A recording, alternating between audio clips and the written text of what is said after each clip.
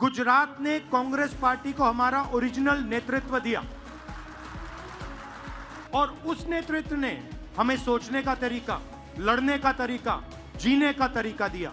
30 साल हो गए हम यहां सरकार में नहीं हैं। और जब भी मैं आता हूं तो डिस्कशन 2017, 2012, 2007, 2022, 2027, मगर सवाल चुनाव का नहीं। जब तक जो हमारी जिम्मेदारी है उसको जब तक हम पूरा नहीं करेंगे, गुजरात की जनता हमें चुनाव नहीं जिताएगी। जिस दिन हमने अपनी जिम्मेदारी पूरी कर दी, उस दिन मैं आपको गारंटी करके कहता हूं कि गुजरात के सारे लोग कांग्रेस पार्टी को अपना समर्थन देंगे। गुजरात रास्ता देखना चाहती है। मैं डर के नहीं बोल रहा हूं, मैं शर्मा के नहीं बोल रहा हूं, मगर मैं आपके सामने ये बात रखना चाहता हूं कि चाहे हमारे कार्यकर्ता हो, चाहे राहुल गांधी हो, चाहे हमारे जनरल सेक्रेटरी हो, चाहे हमारे पीसीसी प्रेसिडेंट हो, हम गुजरात को रास्ता नहीं दिखा पा रहे।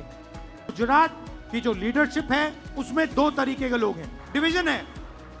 एक है जो जनता के साथ खड़ा है और जिसके दिल में कांग्रेस पार्टी की विचारधारा है, और दूसरा है जो जनता से कटा हुआ है और उसमें से आधे बीजेपी से मिले हैं। जीतने हारने की बात छोड़ दो, बस जो हमारे लीडर हैं अगर उनका यहां हाथ ऐसे कटे तो उसमें से कांग्रेस का खून निकलना चाहिए और संगठन का कंट्रोल उन लोगों के हाथ में जाना चाहिए। जैसे ही हम ये करेंगे, तूफान जैसे गुजरात की जनता हमारे संगठन में आने की कोशिश करेगी और हमें उनके लिए दरवाजे खोलने पड़ेंगे। ये हमारा प्रोजेक्ट 2 साल का नहीं है, 3 साल का नहीं है, ये हमारा प्रोजेक्ट 50 साल का है। कांग्रेस पार्टी की विचारधारा जो सचमुच में गुजरात की विचारधारा है, जो आपने हमें सिखाया है, जो गांधी जी ने हमें सिखाया है, जो सरदार पटेल जी ने हमें सिखाया है, वही हमने गुजरात में करना है।